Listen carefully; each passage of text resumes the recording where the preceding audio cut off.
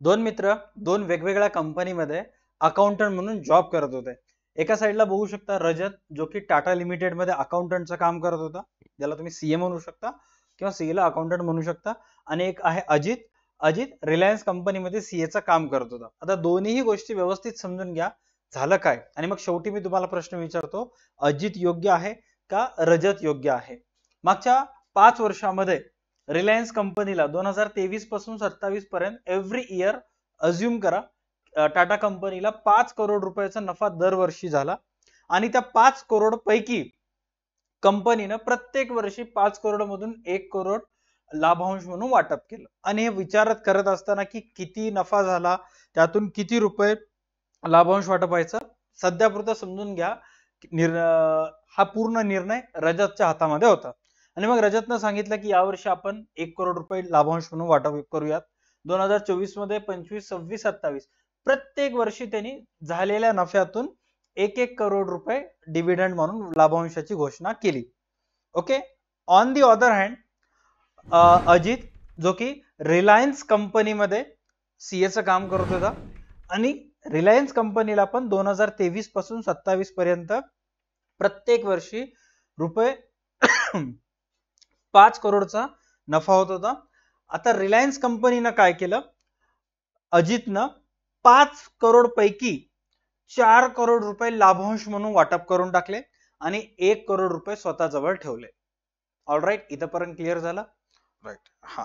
आणि मग 2027 मध्ये दोघांच्याही कंपनीच्या मालकाचा फोन दोघांनाही आलं आणि सांगितलं रजतला की रजत, टाटा कंपनीच्या मालकाचा फोन रजतला आला आणि रजतला सांगितलं की आपल्याला एक नवीन प्लांट उभारायचा आहे, त्याच्यासाठी आपल्याला 18 करोड रुपयाची गरज आहे, मला सांगा आपल्याकडे ते पैसे आहेत का? रजत म्हणाला यस बॉस, वाय नॉट. आपल्याकडे आपल्या राखीव निधीमध्ये जवळपास रिटेन अर्निंग्स मध्ये मागच्या 5 वर्षामध्ये जेवढंही प्रॉफिट झालं त्यापैकी आपण काही अमाऊंट रिटेन केली. रिटेन म्हणजेच काय, आपल्या स्वतः जवळ ठेवली, ती म्हणजे 20 करोड रुपये. सर 20 करोड कसं? मागच्या 5 वर्षात टोटल प्रॉफिट झालं 25,000, त्या 25 करोड, त्या 25 करोड पैकी 5 करोड लाभांश वाटप करण्यात गेले. सो 20 करोड आपल्या जवळ आहेत, त्या 20 करोड पैकी मी तुम्हाला 18 करोड देऊ शकतो. म्हणजे आपण जे आहे ते खर्च करू शकता. शेवटी पैसे मालकाचेच आहेत, फक्त हिशोब सांभाळण्याची जबाबदारी कोणाची आहे? रजतची. सेम अजितला त्याच्या मालकाचा फोन आला की अजित, आपल्याला एक प्लांट परचेस करायचा आहे नवीन, त्याच्यासाठी आपल्याला 17 करोड रुपये लागणार आहेत, पॉसिबल आहे का? अजित म्हणाला बॉस इल्ले पॉसिबल नाही. का? का रे, आपल्याला तर मागच्या 5 वर्षामध्ये 25 करोड फायदा झालाय, मग का पॉसिबल नाही? तर सरळ सरळ म्हणाला की सर, आपल्याला जेवढाही प्रॉफिट झाला त्यापैकी 5 करोड पैकी 4 करोड रुपये तर आपण लाभांश वाटप करण्यात टाकून टाकलं, लोकांना देऊन टाकले, आपल्याजवळ काहीच राहिले नाही. आपल्याजवळ आता फक्त आणि फक्त 25 करोड जे कमाई केलं होतं मागच्या 5 वर्षात, त्या 25 पैकी 20 तर लाभांश वाटप करण्यात गेले, राहिले शिल्लक किती? 5 करोड आपल्याजवळ शिल्लक राहिलेले आहेत. 5 करोड मी तुम्हाला देऊ शकतो, म्हणजे 5 करोड आपण खर्च करू शकता. राईट. आता मला सांगा योग्य कोण? सर, जर आपण त्या कंपनीच्या भागधारकाच्या दृष्टिकोनातून विचार केला तर अजित बरोबर आहे. का? कारण भागधारकाला मागच्या 4 वर्षांमध्ये भरगच्च लाभांशच्या प्रमाणात रक्कम जमा झालेली आहे. बट आपण जर कंपनीच्या मालकाच्या दृष्टिकोनातून विचार केला, कंपनीच्या जे ओनर्स आहेत, जे कंपनीचे खरेखुरे मालक आहेत, त्यांच्या दृष्टिकोनातून विचार केला तर रजतचं बरोबर आहे. का? कारण जेवढं कंपनीला फायदा होते त्यातून काही हिस्सा, मोठ्या प्रमाणात हिस्सा कंपनी स्वतःजवळ ठेवावं लागतं आणि मग काही हिस्सा लाभांशाच्या प्रमाणात द्यावं लागतं. सो रजत आणि अजित पैकी योग्य कोण असेल? तर आन्सर करेक्ट आहे रजत. का? कारण त्यानं त्याचं काम प्रामाणिकपणे केलं. नंबर फर्स्ट, कंपनीला जे प्रॉफिट झालेलं आहे त्यातून काही हिस्सा लाभांश म्हणून वाटप केला आणि स्वतःजवळ पण बऱ्यापैकी प्रमाणात पैसे जपून करून ठेवले. राईट. आता हे जे रजत जवळ 20 करोड रुपये जमा आहेत किंवा अजित जवळ 5 करोड रुपये जमा आहेत, यालाच काय म्हणतात, हे कशा पद्धतीने ठरवण्यात येते, हे आपल्याला आजच्या क्लासमध्ये डिस्कस करायचं. नमस्कार, मी प्रसाद 12वी SP च्या क्लासमध्ये सर्व महाराष्ट्रातील तमाम कॉमर्स आणि आर्ट्सच्या विद्यार्थ्यांचं मनापासून स्वागत करतोय. जो टॉपिक आपण डिस्कस करणार आहोत, जे 20 करोड रुपये रजतनं वाचून ठेवले होते, जे 5 करोड रुपये अजितनं वाचून ठेवले होते, त्याला सोप्या भाषेमध्ये म्हणतात प्रतिधारण ऑब्लिक संचय मिळकत, ज्याला इंग्लिश मध्ये म्हटल्या जाते रिटेन अर्निंग्स. कंपनीनं कमाई केलेल्या पैशापैकी काही पैसे लाभांशाच्या स्वरूपात भागधारकांना वाटते. जे स्वतः जवळ राहिलेला हिस्सा असते त्याला म्हणतात प्रतिधारण नफा किंवा संचय मिळकत. I hope you can understand. चला आता स्टेप बाय स्टेप चेक करूयात की कोणत्या कोणत्या लाईन मध्ये काय काय गोष्टी सांगण्यात आलेल्या आहेत. सर्वात पहिले चेक करा, व्यावसायिक संस्थांच्या मिळकतीमध्ये नेहमी बदल होत असतो, म्हणून जेव्हा नफ्याचे प्रमाण जास्त असते तेव्हा त्यातील काही भाग बाजूला ठेवणे हा सुज्ञपणाचा निर्णय असतो. काय सांगण्यात आलेला आहे चेक करा, पहिल्या लाईन मध्ये सांगण्यात आलेला आहे बदल होतो, म्हणजेच जे कंपनीला फायदा व्हायले. आता इथं जो मी एक्झाम्पल घेतला होता हे जस्ट तुम्हाला समजण्यासाठी, ज्याच्यामध्ये प्रॉफिट कॉन्स्टंट ठेवला होता. ऍक्च्युअल लाईफ मध्ये असं राहत नाही. ऍक्च्युअल दुनियेमध्ये, ऍक्च्युअल अकाउंटिंग वर्ड किंवा फायनान्शियल वर्ड मध्ये नफा कमी जास्त होत असते, राईट. आणि दुसऱ्या लाईन मध्ये सांगण्यात आलेलं आहे की जर एखाद्या वर्षी तुमच्या कंपनीला जास्तीत जास्त फायदा झाला, तर जास्त फायदा झाला म्हणून सगळेच पैसे लाभांश म्हणून वाटपाचा निर्णय घ्यायचा नसते, तर मोठ्या प्रमाणात हिस्सा तुम्हाला बाजूला ठेवला लागतो स्वतःसाठी, स्वतःच्या कंपनीला साठी. तो भाग बाजूला ठेवणे हा सुज्ञपणाचा निर्णय असतो. सुज्ञपणाचा निर्णय म्हणजेच काय? शहाणपणाचा निर्णय, योग्य निर्णय, विचार करून घेतलेला निर्णय. कधी कधी असं होतंय, लहानपणीची दिवस आठवा, जेव्हा तुम्ही शाळेला वगैरे जात असता तेव्हा कधी आईकडून 10 रुपये, 20 रुपये, 30 रुपये, 50 रुपये तुम्ही घेत होता, राईट. आमच्या जमान्यात तर 1-2च होतं. तो आता तुमच्या जे जेन झी जमान्यातले मुलं आहेत त्यांना लागू होणार नाही, त्यामुळे मी 10, 20, 30, 100 पर्यंत सांगितलं. ओके. सपोज एखादा एक दिवस रोज तुम्हाला 10-20 रुपये लागत असतात. ओके. सपोज कधी तुमच्या घरी पाहुणे आले आणि 2 दिवस राहिले आणि जाताना तुम्हाला 500ची नोट देऊन गेले. ते 500च्या 500 रुपये तुम्ही एकदाच खर्च करता का? त्या 500 पैकी तुम्ही एक 20-30 रुपये त्या दिवशी खर्च करता, बाकीचे पैसे राखून ठेवता का? सर कधी मी कॉलेजला किंवा कधी स्कूलला गेले, येताना सायकल पंक्चर झाली तर पंक्चर काढायसाठी मला पैसे लागतील. पुढच्या महिन्यात माझ्या बेस्ट फ्रेंडचा वाढदिवस येणार आहे, आम्ही सगळे मिळून तिला गिफ्ट देणार आहोत, त्यावेळेस सुद्धा सगळ्यांचं कंट्रीब्युशन म्हणून पैसे लागतील. पुढच्या महिन्यात आम्ही सगळे पिझ्झा पार्टीसाठी जाणार आहोत, तिथं प्रत्येकांना 200-200 रुपये लागेल, मग हे पैसे मला तिथं कामाला येतात. याला म्हणतात सुज्ञपणाचा निर्णय. इथं काय सांगण्यात आलेलं आहे चेक करा, दूरदर्शी व धोरणाने वागणारी कंपनी मिळवलेल्या संपूर्ण नफा भागधारकांमध्ये वाटून टाकत नाही. नीट लक्षात घ्या, दूरदर्शी व धोरणाने वागणारी म्हणजेच काय? दूरदर्शी म्हणजेच फ्युचरचा विचार करणे. आजपासून 5 वर्षानंतर आपल्याला एक आपल्या कंपनीची शाखा तिथं उघडायची आहे, मग त्याच्यासाठी किती लाख रुपये लागतील? 5 लाख. मग ते 5 लाख आपल्याजवळ आहेत का? नाही. चला 5 लाख रुपये आजपासूनच हळूहळू जमा करायला स्टार्ट करूयात. आजपासून 10 वर्षानंतर एक मोठ्या ठिकाणी एक नवीन सिटी बिल्ड होत आहे. 10 वर्षानंतर जेव्हा तिथे एक्झॅक्ट सगळं इन्फ्रास्ट्रक्चर रेडी होईल, मग त्या ठिकाणी आपल्याला आपल्या कंपनीचं ऑफिस टाकायचं आहे, तेव्हा आपल्याला 25 लाख लागणार आहेत. मग ते 25 लाख रुपये आजपासूनच हळूहळू जमा करायला चालू करणे. ह्या सगळ्या गोष्टीला म्हणतात दूरदर्शी व धोरणाने वागणारी कंपनी. कोणतीही कंपनी निर्णय घेत असताना किंवा कोणतीही गोष्टीचं डिसाइड करत असताना कंपनी अगोदरच पॉलिसी ठरवत असते, धोरण आखत असते की आपल्याला ह्या गोष्टीबद्दल उत्पादन करायचं आहे. आपली कंपनी मॅन्युफॅक्चरिंग ऑटोमोबाईल सेक्टर मध्ये आहे, तर त्याच्याशी रिलेटेडच आपण दुसरे काही व्यवसाय हुडकता येईल का? ह्याला म्हणतात धोरणाने वागणारी कंपनी. इथं काय सांगण्यात आलेलं आहे की जी कंपनी ठरून दिलेलं काम करत असते, जी कंपनी भविष्याचा विचार करून काम करत असते, अशा कंपनींना दरवर्षी जेवढा फायदा होतो ते फायदा भागधारकांमध्ये वाटून टाकत नाही. कस्टमरला तात्पुरतं खुश करत नाही, टेम्पररी सॅटिस्फॅक्शन साठी परमनंट लॉस करून घेत नाही कंपनी. समोर काय सांगण्यात आलेलं आहे? नफ्याचा काही भाग राखीव निधीच्या स्वरूपात ठेवला जातो. मी तुम्हाला आता प्रश्न विचारला होता की अजित आणि रजत पैकी बरोबर कोण आहे? तुम्ही सांगितलं होतं की सर रजत बरोबर आहे. का? कारण कंपनीला भलेही 5 करोड फायदा झाला, सगळंच्या सगळं डिव्हिडंड म्हणून वाटलंय का? नाही. 5 करोड पैकी 1 करोड डिव्हिडंड म्हणून वाटलं, राहिलेले 4 करोड स्वतःसाठी ठेवले. कधीपासून स्वतःसाठी ठेवायला पैसे स्टार्ट केली? 2023 पासून. प्रत्येक वर्षीचे 4 करोड रुपये स्वतःजवळ ठेवली. म्हणून 2027-28 मध्ये जेव्हा कंपनीला प्लांट घ्यायची बारी आली, 28 करोड रुपयाला एक चांगली मोठी जागा कंपनीला भेटत होती, ते कंपनी इझिली घेऊ शकली. आता तो जो प्लांट आहे तो कोणत्या कंपनीकडे जाईल? टाटा कंपनीकडे. का? कारण टाटा कंपनीकडे पैसे होते, त्यामुळे त्यांनी घेतलं. रिलायन्स कंपनीनं काय केलं? फक्त मागचे 5 वर्ष त्यांच्या भागधारकांना खुश केलं. बट जेव्हा ऍक्च्युअल कंपनीचं नेटवर्थ वाढायची बारी आली, कंपनीची संपत्ती वाढायची बारी आली, त्यांच्याजवळ पैसेच नाहीत. राईट.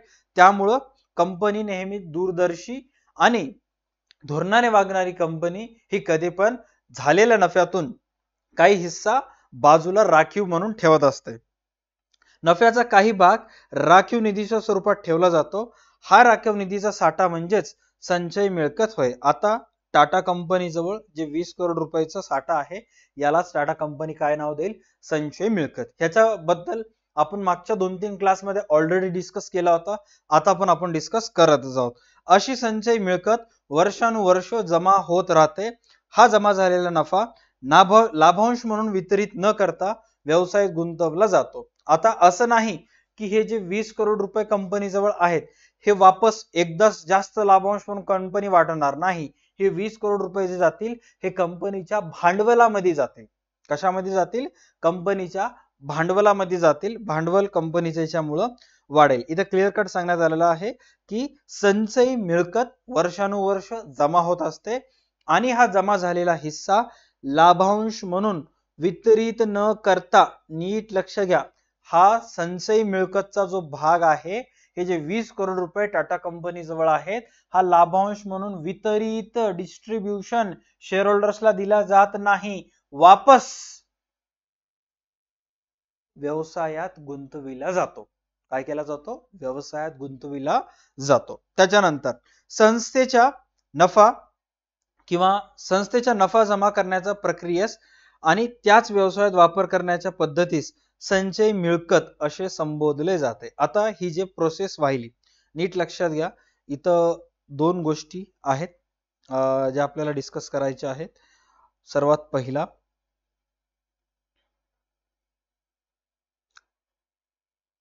इथून इथपर्यंत, ही जी लाईन आहे हे व्यवस्थित ठेवा. आता हे जे दरवर्षी कंपनीला नफा वाहिले आणि झालेला नफा भागधारकांना लाभांशाच्या स्वरूपात न देता कंपनी ते पैसे व्यवसायात तसंच जमा करायली आणि मग वापस ते पैसे व्यवसायातच गुंतवणूक करायली, स्वतःच्या व्यवसायातच टाकायली. तर या प्रक्रियेस काय म्हणून संबोधले जाते? संचय मिळकत. तुम्हाला जर कधी कोणी विचारलं की बाबा हे संचय मिळकत म्हणजेच काय, तर सांगायचं संस्थेचा नफा जमा करण्याच्या प्रक्रियेस, संस्थेला जे नफा व्हायले ते नफा जमा करणे, या वर्षीचं, मागच्या वर्षीचं, त्याच्या मागच्या वर्षीचं, आणि जमा झालेले पैसे त्याच व्यवसायात पुनर्गुंतवणूक करणे, आपल्याच व्यवसायात टाकणे, अशा पैशांना काय म्हणून संबोधले जाते? संचयी मिळकत म्हणून संबोधले जाते. त्यानंतर काय सांगण्यात आलेलं आहे? सोप्या शब्दात सांगावयाचे झाल्यास, आता थोडक्यात जर सांगायचं असेल, जर जे गोष्टी तुम्हाला ऑलरेडी माहित झालेली आहे तेच इझी वर्ड्स मध्ये इथून इथपर्यंत सांगण्याचा प्रयत्न करण्यात आलेला आहे. शॉर्ट मध्ये आपण ह्याला निपटून टाकूयात. सोप्या शब्दात सांगावयाचे झाल्यास, निव्वळ नफ्याचा, नेट प्रॉफिटचा एक भाग भागधारकांना लाभांश म्हणून वितरित केला जातो. बरोबर आहे. आपल्याला टोटल नेट प्रॉफिट किती करोड झालं होतं टाटा कंपनीचं? सर आपल्याला टोटल नेट प्रॉफिट 5 करोड झालं होतं. त्या 5 करोड पैकी काही भाग, म्हणजे एक भाग 1 करोडचा आपण काय केला? भागधारकांना लाभांश म्हणून वितरित केला. बरोबर, वितरित केला. आणि राहिलेले जे 4 करोड रुपये आहेत, 5 करोड पैकी एक भाग तर विकला, राहिलेले जे 4 करोड रुपये आहेत ते न वाटता, लाभांश म्हणून वितरित न करता, 5 करोड पैकी 1 करोड वाटला आणि राहिलेले 4 करोडचा भाग आहे ते लाभांश म्हणून वितरित केला जात नाही. तो भाग कंपनीच्या राखीव निधीच्या स्वरूपात साठविला जातो. राखीव निधीच्या रूपात साठविला जातो. कंपनी राखीव निधीचे रूपांतर बोनस भाग भांडवलात करते व अशा तऱ्हेने नफ्याचे परिवर्तन भांडवलात होते. बोनस भागांचे वाटप करून नफ्याचे भांडवलात रूपांतर करणे यालाच नफ्याची पुनर्गुंतवणूक करणे, प्लॉगिंग बॅक ऑफ प्रॉफिट किंवा स्वयं वित्त उभारणी, सेल्फ फायनान्सिंग असं म्हणतात. आता या एवढ्या ह्याच्यात काय सांगण्यात आलेलं आहे सोप्या भाषेत सांगतो.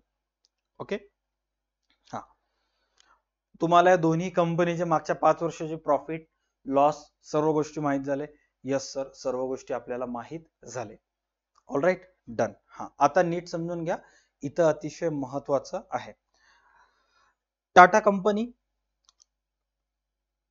तसं तर ह्याला 1 अब्ज म्हणतात, बट सोप्या भाषेसाठी 100 करोड मी असं प्रोनाउन्स करायला. आतापर्यंत टाटा कंपनी जवळ 100 करोड रुपयेचा कॅपिटल होता. रिलायन्स कंपनी जवळ पण तेवढाच होता. राईट. त्याच्यानंतर 2027 मध्ये जे पण त्यांच्या जवळ रिटेन अर्निंग्स होते, मागच्या 5 वर्षात झालेला पण राखीव स्वरूपात ठेवलेली जी अमाऊंट होती, 2027 मध्ये टाटा कंपनीने डिसाइड केलं की आपण जे आपल्याजवळ राहिलेली अमाऊंट आहे ते वापस व्यवसायात गुंतवणूक करूयात. इट मीन्स 2027 मध्ये टाटा कंपनीचं एकूण कॅपिटल होईल 120 करोड आणि रिलायन्स कंपनीचं एकूण कॅपिटल होईल 105 करोड. टाटा कंपनीचं एकूण कॅपिटल किती होईल? 120 करोड आणि रिलायन्स कंपनीचं होईल 105 करोड. म्हणजे काय, मागच्या 5 वर्षात झालेला नफा, काही नफ्यापैकी काही हिस्सा लाभांशाच्या स्वरूपात वाटला आणि मग जे राखीव संचयी मिळकत होती ते एकदाच व्यवसायात प्लॉगिंग बॅक ऑफ प्रॉफिट किंवा व्यवसायात गुंतवणूक केली. त्याच्यानंतर व्यवसायाचे जे कॅपिटल आहे, टाटा कंपनीचे कॅपिटल 120 करोड झालं कारण त्यांनी वापस व्यवसायात पैसे टाकले. रिलायन्स कंपनीचे किती झालं? 105 करोड. आता इथं एक शब्द आलेला आहे, नीट लक्षात घ्या,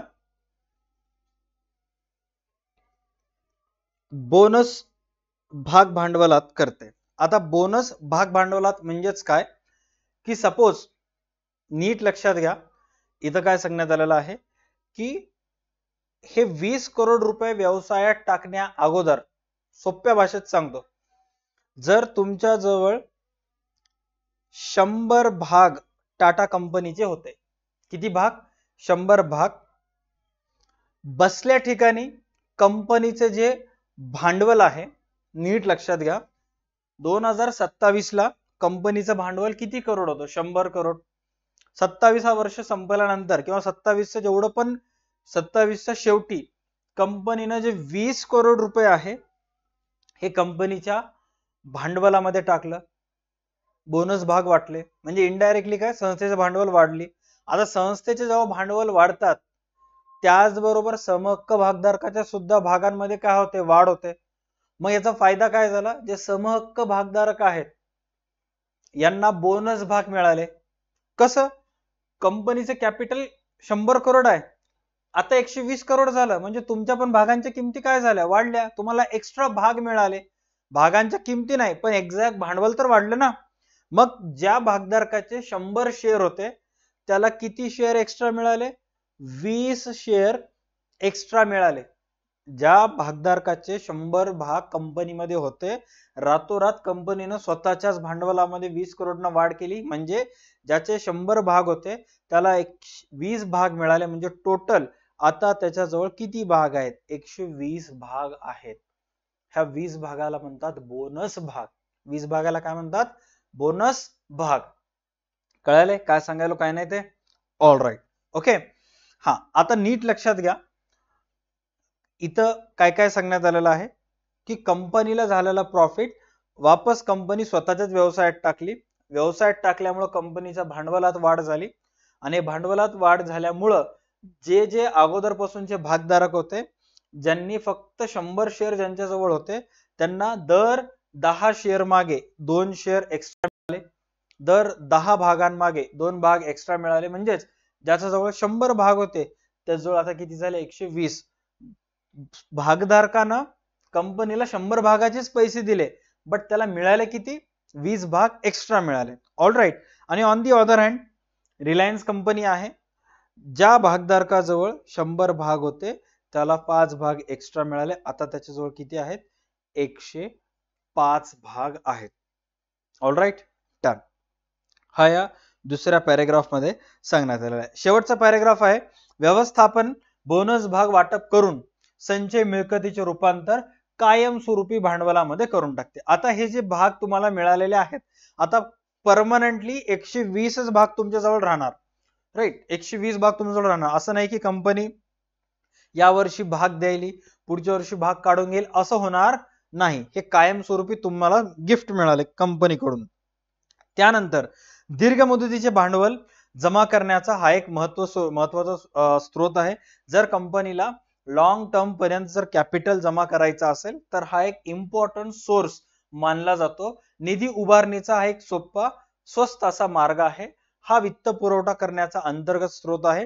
भांडवल उभारणीसाठी याचा वापर प्रस्थापित कंपन्या करत असतात. आणि करंट सिच्युएशन मध्ये जर कंपनीला मोठ्या प्रमाणावर पैसे उभारायचा असेल, भांडवल जमा करायचा असेल तर कंपनीला झालेला नफा कंपनीच्या स्वतःच्याच भांडवलामध्ये ऍड करणे हा एक सर्वात सोपा आणि स्वस्त असा मार्ग आहे. स्वस्त का म्हणलेला आहे? सोपा म्हणजे आपले आपले पैसे आहेत. स्वस्त का?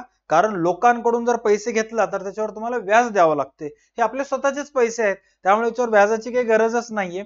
हा वित्त पुरवठा करण्याचा अंतर्गत स्रोत आहे. बरोबर आहे. आपले आपले पैसे आपल्या जवळ ठेवणे म्हणजेच काय? अंतर्गत स्रोत. भांडवल उभारणीसाठी याचा वापर प्रस्थापित कंपन्या, भांडवल उभारणीसाठी याचा वापर प्रस्थापित कंपन्या, व्यवस्थापन म्हणजे जे मोठे मोठे प्रस्तावित कंपन्या आहेत ते करत असतात. ओके. त्याच्यानंतर नेक्स्ट काय सांगण्यात आलेलं आहे?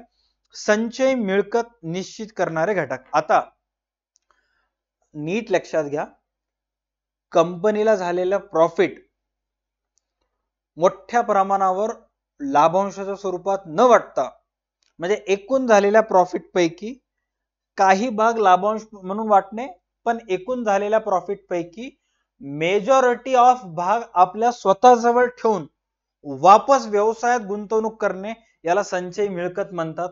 आता हे संचय मिळकत कधी कंपनी करेल हे निश्चित करणारे काही घटक असतात. राईट. की बाबा हे असे जर गोष्टी असतील तरच हे पॉसिबल आहे, अदरवाइज नाही. कळाले? हा. आधी तर नीट लक्ष द्या काय सांगण्यात आलेलं आहे. कंपनीचा एकूण नफा पहिला पॉइंट आहे, कंपनीचा एकूण नफा. आता ह्याच्यामध्ये काय सांगण्यात आलेलं आहे चेक करा. जर नफ्याचे प्रमाण जास्त असेल तर कंपनी त्यातील थोड्या भागांची बचत करून बाजूला ठेवते.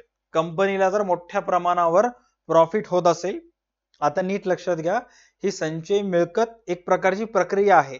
हे कधी करण्यात येते हे आपल्याला टॉपिक मध्ये डिस्कस करायचंय येणाऱ्या काही घटकामध्ये. ओके. पहिलं पॉइंट आहे, जर कंपनीला एकूण नफा वरचेवर वाढत असेल, मोठ्या प्रमाणात वाढत असेल तर त्यातील थोड्या भागांची बचत करून बाजूला ठेवते. जे.एफ. केन्सच्या मते अर्थशास्त्र तज्ञ आहेत, जास्त प्रमाणात नफा झाला असेल तर जास्त प्रमाणात बचत होते. याचं सूत्र आहे साधं सिंपल आहे. जितकं जास्त तुमचं व्यवसायांचं प्रॉफिट, जेवढं जास्त तुमच्या व्यवसायांचं प्रॉफिट तेवढं जास्त तुम्ही पैसे बाजूला काढून ठेवू शकता. शिवाय संचालक मंडळाची मनोभूमिका सुद्धा संचय मिळकती प्रमाण ठरवण्यास कारणीभूत ठरते. आता मनोभूमिका म्हणजेच काय? अकाउंटंट म्हणला की सर 5 करोड आहेत, 1 करोड डिव्हिडंड म्हणून वाटलो मी. ओके, राहिले 4 करोड. आता हे वाटप करत असताना अकाउंटंट स्वतःच्या मर्जीने करत नाही, त्याला कंपनीच्या मालकाचा विचार करावा लागते. आणि मालकांना वाटलं किंवा कंपनीतले जे संचालक मंडळ आहेत त्यांनी एकत्र येऊन जर निर्णय घेतला की मग कंपनीला वाटते की बाबा हा ठीक आहे, आपण सगळ्यांच्या मतीने निर्णय घ्यायला चालेल, काय प्रॉब्लेम नाही. कंपनीची इच्छाच नाही आणि वाटायचं आहे, पॉसिबल आहे का? नाही. म्हणजे इनडायरेक्टली कंपनीची एक्झॅक्ट मनोभूमिका काय, कंपनीला काय वाटते ह्याच्यावर अवलंबून आहे. आता ह्याच्याबद्दल एक एक छोटासा किस्सा सांगतो. ओके, काही मार्केटमध्ये दोन प्रकारचे ट्रेडर्स असतात. एक असतात बियर गँग. बियर गँग म्हणजे असे लोक असतात की जेवढं कंपनीची किंमत डाऊन झाली तेवढं त्यांना फायदा असतो. आणि एक असते बुल गँग, जेवढं त्या शेअरची किमती वाढत गेल्या त्याचा त्यांना फायदा होत असतो. दोन प्रकारचे शेअर होल्डर्स असतात. आता हे जे बियर गँग असतात ते काय करत असतात माहिती आहे का, की मार्केटला मॅनिप्युलेट करण्याचा प्रयत्न करत असतात, मीडिया चॅनल्स थ्रू विविध अफवा वगैरे उठून, आणि मग त्या कंपनीच्या भागांची प्राइस कमी करत असतात. ओके, आता हर्षद मेहताच्या जो स्कॅम 1992 आहे त्याच्यामध्ये एक किस्सा सांगण्यात आलेला आहे की एखाद्या कंपनी बद्दल ते अफवा उठत असतात की या कंपनीवर इन्कम टॅक्सची धाड पडली, एवढं एवढं कोटीचं घपला, फ्रॉड आलं, हे झालं ते झालं. गरज नसताना मार्केटमध्ये अशा प्रकारच्या अफवा उठवण्यात येतात. All right. आणि मग अशा प्रकारच्या अफवा उठले की जे पॅनिक इन्व्हेस्टर्स असतात, मग लगेच इंडियाचं मार्केट म्हणजे अफवा आली की संपलंच. काल परवाची न्यूज आहे, पॉलिकॅब नावाच्या एका कंपनीवर धाड पडली. ज्या मोमेंटला धाड पडली, शेअरची जी प्राइस होती 5,000 वरून 2,500 3,000 ला आली 2 दिवसाच्या आतच. आणि मग त्या शेअरची प्राइस कमी झाल्यानंतर हे जे बियर लोक आहेत ते त्या मार्केट शेअर खरेदी करून टाकतात. आणि मग 2 दिवसामध्ये सगळं जिकडे तिकडे झालं, लोकांना कळतं की अरे यार ही तर फेक न्यूज होती. मग लोक वापस घ्यायला स्टार्ट करतात, आणि वापस घ्यायला स्टार्ट केल्यानंतर भागांच्या किमती वाढतात. आणि मग हे जे सगळे लोक आहेत, अफवा पसरवणारे लोक, त्यांना 5,000च्या शेअर बसल्या ठिकाणी भाग कमी झाल्यामुळे, किमती कमी झाल्यामुळे 2,500 ला मिळाला होता. आणि मग भागांच्या किमती वापस नॉर्मल झाल्या, 1-1.5 महिन्यानंतर वापस ते शेअर 5,000 6,000 गेलं, हे विकून टाकतात. हे अशा प्रकारच्या गोष्टी करत असतात. तर त्या स्कॅम 1992 मध्ये एक मोमेंट असं दाखवलेलं आहे की कंपनी बद्दल ते अफवा पटत असतात, आणि ज्या मोमेंटला कंपनीच्या मालकाला माहित होते की बाबा आपल्या कंपनी बद्दल अशी अफवा मार्केटमध्ये आहे आणि लोक आपल्या कंपनीचे शेअर आता विकणार आहेत, त्याच मोमेंटला मालक येतो आणि सांगून टाकतो की जेवढेही आमचे भागधारक आहेत त्यांना आतापर्यंत आम्ही फक्त 1 रुपये 2 रुपये डिव्हिडंड देत होता, या वर्षी आम्ही प्रत्येक भागावर 30 रुपये 40 रुपये डिव्हिडंड देणार. त्यांना लगेच भागांवर लाभांश घोषित केला. राईट. आणि मग लाभांश घोषित केला आणि सांगितलं की आमची कंपनी प्रॉफिटेबल आहे, आमच्या जवळ जेवढं तुम्ही विचार करता त्याच्यापेक्षा जास्त प्रमाणात रिटेन अर्निंग्स आहेत, जपून ठेवलेले पैसे आहेत, त्यातूनच आम्ही हिस्सा आता वाटायला काढणार आहोत. आणि या वर्षीचं सर्वात जास्त लाभांश या पूर्ण अख्ख्या मार्केटमध्ये आमची कंपनी देत आहे, असं रोखठोक करून येऊन सांगतो. आणि मग जे अफवा पसरली होती ते सगळे दबून जाते, वापस यांच्या भागांच्या किमती कंपनीच्या वाढतात. ह्यालाच म्हणतात मनोभूमिका. म्हणजे मार्केटमध्ये जे पोझिशन आहे, मार्केटमध्ये सिच्युएशन आहे, त्याच्यावर डिपेंड असतं की लाभांश वाटप करायचं का नाही ते. ऑलराईट. हा, त्यानंतर इथं काय सांगण्यात आलेलं आहे, कंपनीची मनोभूमिका सुद्धा संचय मिळकतीचे प्रमाण ठरविण्यास कारणीभूत ठरत असते. कंपनी एकदम मस्त चालली, कुठंच काही प्रॉब्लेम नाही, तर मालक काय करतात, जेवढंसं तेवढंसं लाभांश वाटतात सो आणि स्वतःजवळ पैसे ठेवून घेतात. मार्केटमध्ये एकदम कंपनी बद्दल अफवा चालू आहेत, कंपनी बद्दल नेगेटिव्ह इन्फॉर्मेशन चालू आहे, ऑपोजिशनला किंवा कॉम्पिटिटर्सला गप्प करायचं आहे, मग कंपनी काय करते, त्यांच्या नाकावर टिचून मोठ्या प्रमाणात लाभांश वाटप करत असते, जेणेकरून वाटायला पाहिजे की कंपनी एकदम मजबूत आहे ते. ओके, त्याच्यानंतर कर प्रणालीचे धोरण सर्वात इम्पॉर्टंट आहे की एखाद्या देशात त्या देशातील सरकार कोणत्या प्रमाणावर टॅक्स लावत आहे, कशा पद्धतीनं तिथलं कर धोरण आहे, ह्याच्यावर सुद्धा संचय मिळकतीचं प्रमाण ठरतं. आता इथं काय सांगण्यात आलेलं आहे, कंपनीचे बचत करण्याचे प्रमाण हे सरकारच्या आकारणीच्या धोरणावर, कर आकारणीच्या धोरणावर अवलंबून असते. जर सरकार मोठ्या प्रमाणात कर आकारत असेल तर कंपनी जास्त बचत करू शकत नाही, जर बचत कमी असेल तर संचयी नफा सुद्धा कमी. आता साधं सिंपल लॉजिक आहे. करंट सिच्युएशन मध्ये खूप सारे कंपन्याज आहेत. आता सध्या ज्या मोमेंटला मी हा व्हिडिओ शूट करायलो, त्या मोमेंटला काही दिवसाखालची न्यूज आहे, मे बी तुम्हाला ऑलरेडी ऐकलं असेल की 11वीच्या पुस्तकात तुमच्या जीएसटीचे टॅक्स स्लॅब होते 0, 5, 12, 18, 28, ते आता बंद झाले. आता फक्त 5% आणि 18% आहेत. आणि मग जे 28% होते सिगरेट, पान, जर्दा, बिडी, दारू सारखे, लिकर सारख्या गोष्टी, ते आता डायरेक्ट कितीवर गेले? 40. आता ह्या सगळ्या 40%वर गेले, म्हणजे जिथं 1,000 रुपये सपोज एखादा व्यक्ती दारूच्या बाटलीवर खर्च करत होता, 1,000 प्लस 400 टॅक्स, आता 1,400 रुपये त्याला द्यावं लागेल. मग तुम्ही ज्या गोष्टीची विक्री करायला त्याच्यावर जर सरकार मोठ्या प्रमाणात कर आकारत असेल, तर इच्छा नसताना सुद्धा 1,000ची वस्तू तुम्हाला कितीला विकावं लागेल? 1,400ला. आता जी वस्तू तुमची बाजारपेठामध्ये 28% जीएसटी असताना जी 1,000ची वस्तू मार्केटमध्ये 1,280 रुपयाला विकल्या जात होती, आता तीच वस्तू 1,400 रुपयाला विकल्या जाते. याचा अर्थ एका वस्तू मागे कस्टमरला 120 रुपये एक्स्ट्रा द्यावं लागतात. मग कुठं ना कुठं तुमच्या विक्रीवर सुद्धा इम्पॅक्ट पडेल, कारण वस्तूची किमती वाढली. वस्तूची किमती वाढली म्हणजे मागणी होणारच नाही. मागणी कमी झाली म्हणजे विक्री कमी. विक्री कमी झाली म्हणजे कमी पैसा. कमी पैसा म्हणजे कमी प्रॉफिट. कमी प्रॉफिट म्हणजेच कमी संचयित नफा. किती सोपं आहे. त्याच्यानंतर तिसरा, लाभांशाचे धोरण. लाभांशाच्या धोरण मध्ये काय सांगण्यात आलेलं आहे? चेक करा. लाभांशाचे 2 धोरण असतात. एक conservative dividend policy and second aggressive dividend policy. तुमच्या पुस्तकामध्ये अग्रेसिव्ह डिव्हिडंड पॉलिसी दिलंच नाही, म्हणून तुम्हाला बिग बुल बॅच जॉईन करावं लागतं. 4 गोष्टी तिथं एक्स्ट्रा अधिकचे शिकायला भेटतात.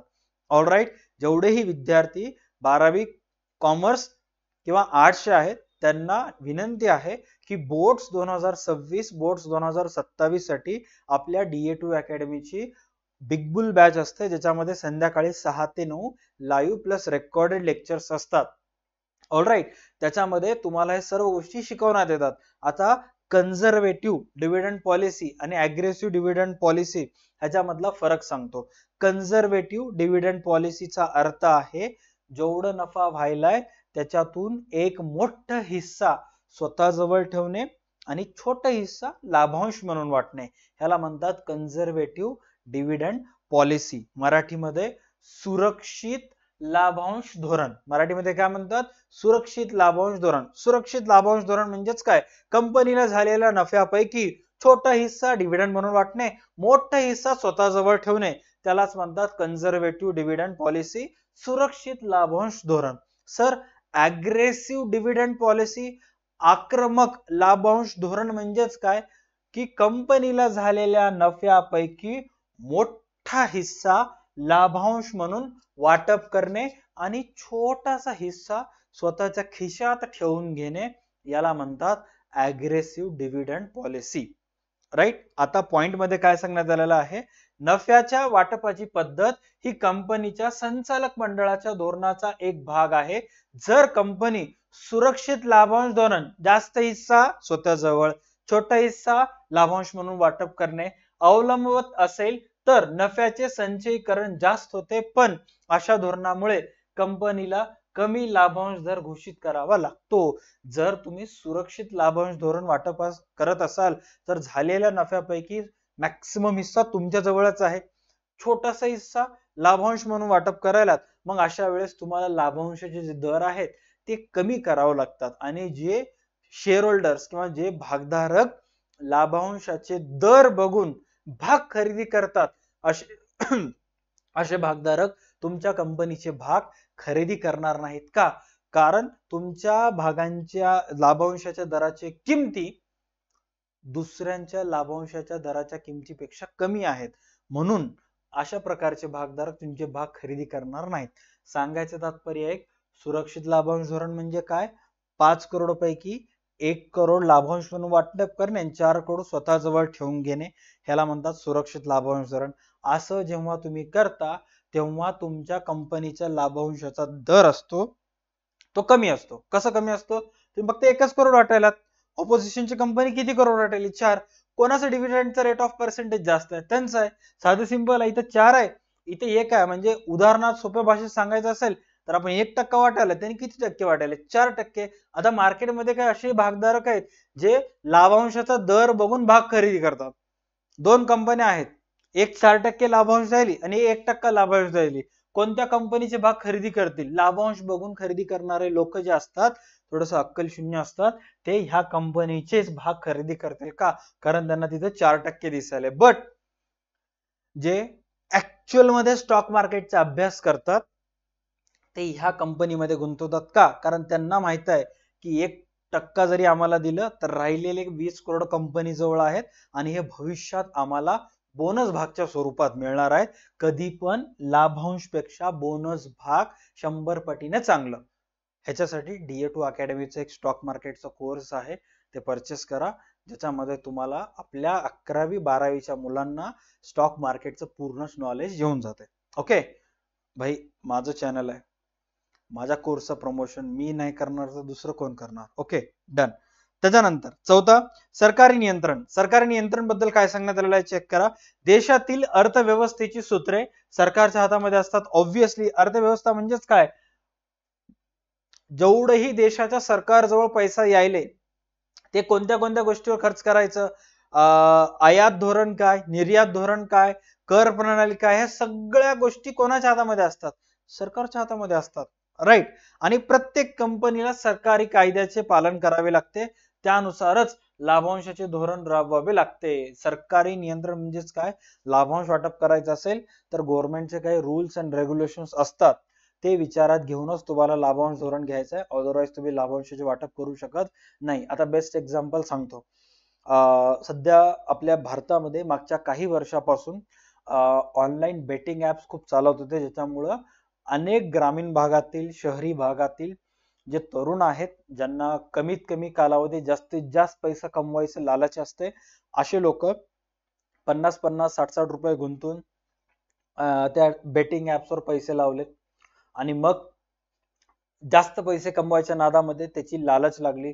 50चे कधी 500 झाले, 500चे कधी 5000 झाले, 5000चे कधी 50, 50,000चे कधी 5 लाख झाले, हे त्यांनाच कळालं नाही. आणि अनेक मुलं आई वडिलांच्या सेव्हिंग अकाउंट्स मधून पैसे विड्रॉल करून, हे करून ते करून अख्खी प्रॉपर्टी गायब केले. एकही रुपये त्यांना मिळाला नाही. आणि हे गल्लोगल्लीतली गावातली घटना आहे. आणि मग कुठं ना कुठं ह्याच्यावर नियंत्रण आणण्यासाठी सरकारनं ऑनलाईन गेमिंग बिल जारी केलं. त्यानुसार अनेक कंपन्यांना त्यांच्या कंपन्या बंद कराव्या लागल्या. आता एका सरकारच्या धोरणामुळं, सरकारच्या निर्णयामुळं तुम्हाला तुमचं बिझनेस पूर्ण बंद करावं लागत आहे. जेव्हा सरकारच्या हातामध्ये सर्व गोष्टी असतात तेव्हा लाभांशच नाही, तुम्हाला तुमचं बिझनेस सुद्धा बंद करावं लागतं. सरकारी नियंत्रण याला म्हणतात. आता त्या कंपनीने सरळ सरळ त्यांच्या भागधारकांना सांगितलं की बाबा, सरकारच्या निर्णयामुळे, सरकारच्या धोरणामुळे आपल्याला ह्या प्रकारचा बिझनेस बंद करायचा आहे, त्याच्यामुळं इथून पुढं आपण लाभांश काही वर्ष वाटणार नाही. जे आपल्याजवळ पैसा आहे त्या पैशातून आपण एका दुसऱ्या फील्डमध्ये हळूहळू ते पैसे इन्व्हेस्ट करण्यात राहणार आहोत. ऑलराईट, म्हणजे सरकारी नियंत्रण एवढं महत्वाचं असतं. ओके, सो टॉपिक एकदम बघायला गेलं, संचय मिळकत हे एकदम सोपं आहे, ते लगेच समजून जातं. बट हे जे 4 पॉइंट्स आहेत, संचय मिळकत निश्चित करणारे घटक, हे कुठं ना कुठं मुलांना थोडेसे अवघड जातात. तर ते सोप्यातल्या सोप्या भाषेत करून सांगण्याचा मी प्रयत्न केलेला आहे. आय होप तुम्हाला आवडलं असेल. तर व्हिडिओला लाईक करा, चॅनलला सबस्क्राईब करा आणि DA2 अकॅडमीची बिग बुल बॅच जॉईन करा, ज्याच्यामध्ये दररोज संध्याकाळी बोर्ड्स 2026, 27, 28 साठी आपले लाईव्ह लेक्चर्स चालू आहेत, लाईव्ह प्लस रेकॉर्डेड. सो ते बॅच जॉईन करण्यासाठी डिस्क्रिप्शन मध्ये आपल्या क्लासचा नंबर दिलेला आहे, त्याच्यावर तुम्ही कॉल करू शकता किंवा प्ले स्टोअरला जाऊन DA2 अकॅडमीचा ऍप डाउनलोड करू शकता, जिथून तुम्हाला हे सर्व क्लासेस वगैरे जॉईन करता येतील. राईट, आजच्या व्हिडिओसाठी एवढंच. भेटूयात पुढच्या क्लासमध्ये. तोपर्यंत पाहत राहा तुमचं आवडतं युट्यूब चॅनल DA2 अकॅडमी.